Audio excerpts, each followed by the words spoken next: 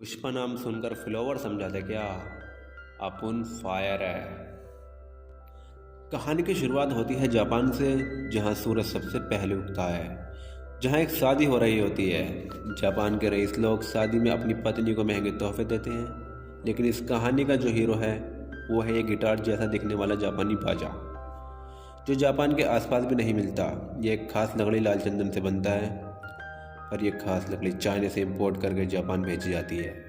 लेकिन इस लकड़ी को चाइना के बॉर्डर पर लाने के लिए इसे इंडिया के मद्रास से ट्रांसपोर्ट किया जाता है, और मद्रास के सभी चेक पोस्ट से इस लकड़ी को निकालने का काम सिंडिकेट नामक एक टीम को दिया जाता है, जो सीसा चलम के जंगलों से इस महंगी लकड़ी यानी लाल चंदन को जापान तक इंपोर्ट कराती है।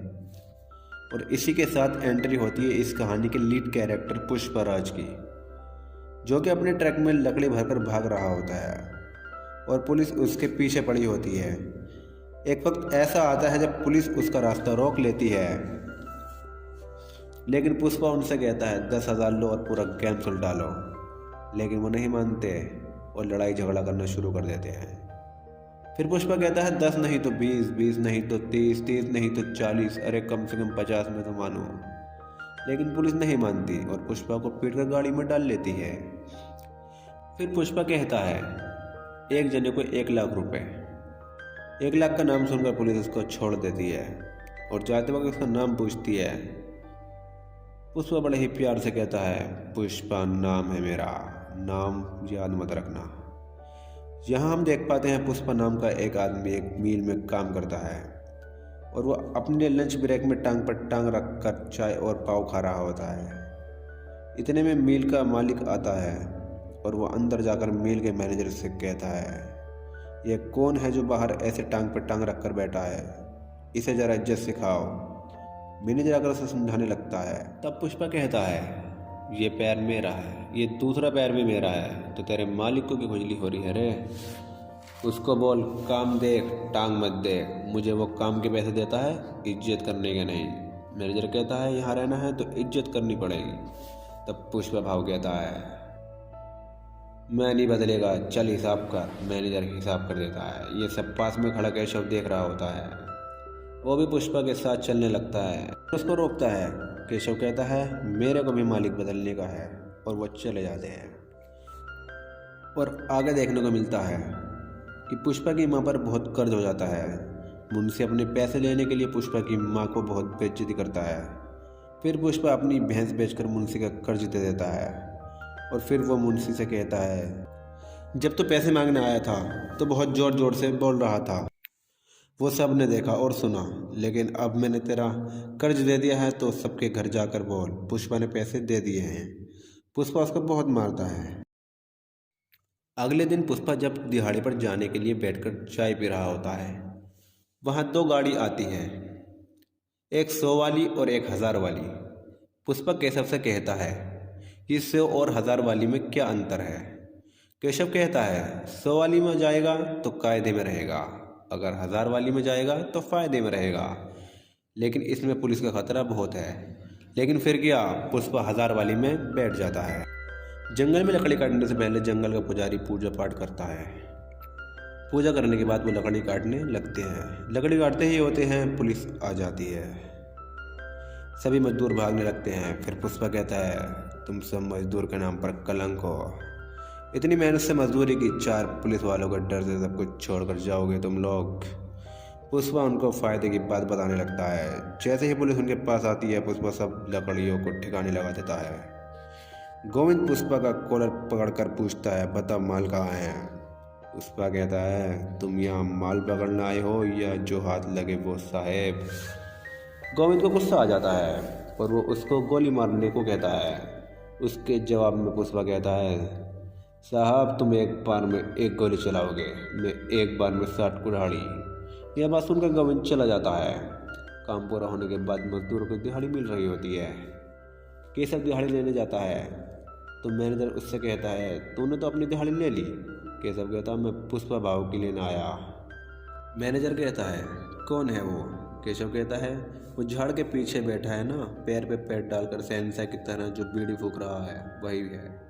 मैनेजर कहता है वो मजदूर है, राजा नहीं। उसको बोल खुद आकर ले।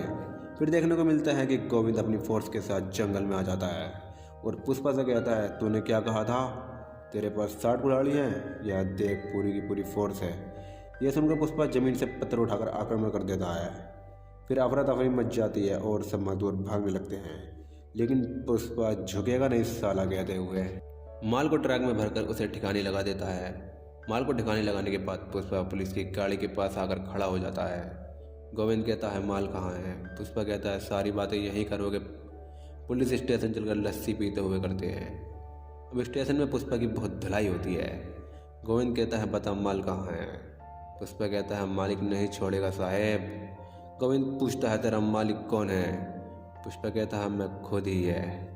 फिर एक पुलिस वाला आता है, वो उससे उसका नाम, उसके बाप का नाम और उसके ख़ानदान के बारे में पूछता है।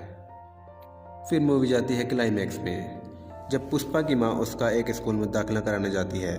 उसके नाजायज़पन की वजह से उसके सौतेले बड़े भाई उसको नाजायज़ औलाद कहते हैं और कहते हैं, मेरे पापा तुम्हारी गरीबी की वजह से तुम्हारे घर 2-4 बार चाय पीने के चले गए, तुमने तो हमारे ख़ानदान से नाम ही जोड़ लिया।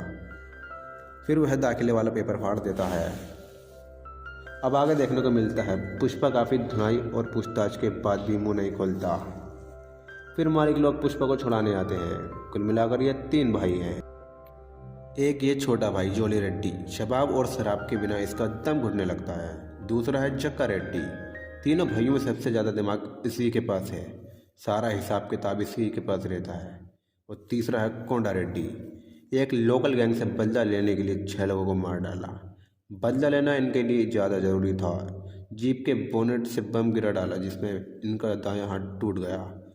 उसके बाद इन्होंने अपना सारा धंधा बाएं हाथ से ही संभाला। जक्का रेड्डी पुष्पा से कहता है, पुलिस का इतने पीटने के बाद भी तुमने अपना मुंह नहीं खोला। पुष्पा कहता है, ये लोग 60,000 भी मुश्किल से कमाते हैं भाव, इन्हें बताकर क्या फ़ायदा। फ़ायदा तो जब है जब आप पूछें। जोली रेड्डी कहता है, हमें बोलने का भी पैसा लेगा कि जंगली। पुष्पा उनसे 5 लाख रुपए मांगता है।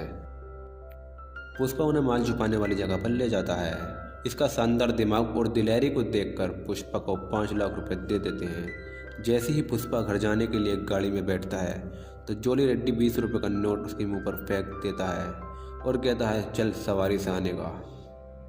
पुष्पा केशव से कहता है, ये डिब्बे जैसी गाड़ी कितने की मिल जाएगी। केशव कहता है, करीब 5 लाख रुपए की। तब पुष्पा केशव से कहता है, जा गाड़ी लेकर आ।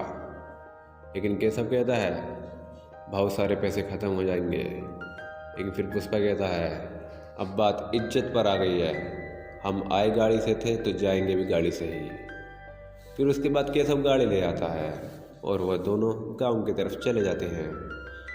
वहाँ पर जाकर उसकी माँ गाड़ी को देखकर बहुत खुश होती है।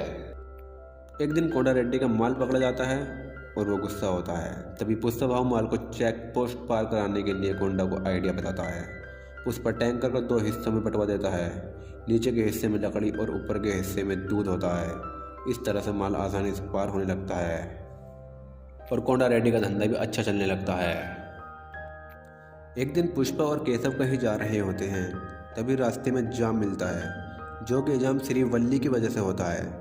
श्रीवल्ली दूध बेचने का काम करती है। वो कहती है, जब तक कोई चिड़िया नहीं दिख जाती वो दूध नहीं बेचेगी। पुष्पा श्रीवल्ली को देखते ही प्यार में खो जाता है और वो केशव से पूछता है कि उसने मुझे देखा, तो केशव मना कर देता। फिर पुष्पा उससे कहता, अबे झूठ मूठ में तो बोल ही सकता है ना, क्या तुझसे मेरी खुशी देख ही नहीं जाती। एक दिन श्रीवल्ली और उसकी सहेलियाँ मूवी देखने जाती हैं। उनके पास कुछ पैसे कम पड़ जाते हैं। तभी केशव आकर बोलता है, ये लो 1000 रुपये, लेकिन तुम्हें मेरा एक काम करना पड़ेगा। श्रीवल्ली को पुष्पा को देखकर मुस्कुराना होगा। वो तैयार हो जाती है। अब मूवी में देखने को मिलता है कि गोविंद लकड़ी के टैंकरों को पकड़ लेता है और जो लोग पकड़े जाते हैं तो उन्हें पीटता है और उनसे पूछता है, किसके अंडर में काम कर रहे हो। वो पुष्पा का नाम बता देते हैं। अब गोविंद उनसे कहता है, अब तुम मेरे लिए काम करोगे, मुझे लकड़ी के गोडाउन ले चलो।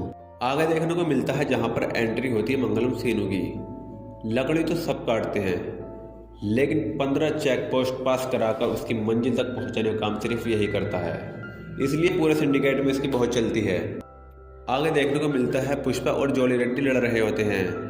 तभी पुष्पा के पास कोंडा रेड्डी का फ़ोन आता है और वो कहता है पुलिस को हमारे ठिकाने का पता चल गया है।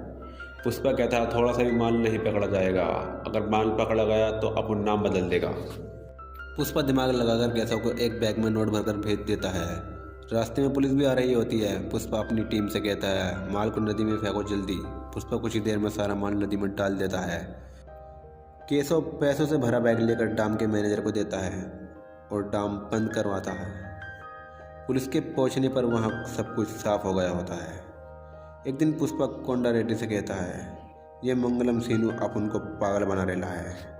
ये 1 टन माल का अपन को 30 लाख देता है और उसी माल को आगे 2 करोड़ का बेचता है।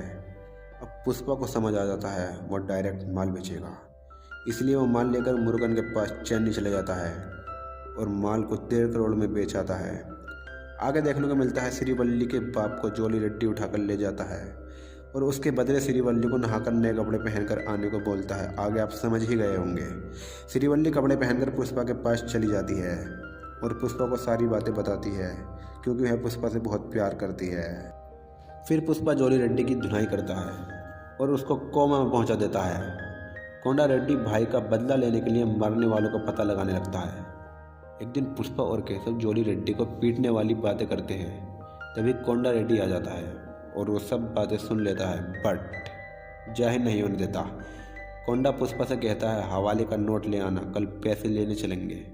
पैसे लाने के बाद कोंडा के आदमी पुष्पा के मुंह पर कपड़ा डाल के पुष्पा की धुनाई करते हैं। जैसे ही कोंडा पुष्पा को मारने वाला होता है तभी सीनू का साला कोंडा को उड़ा देता है।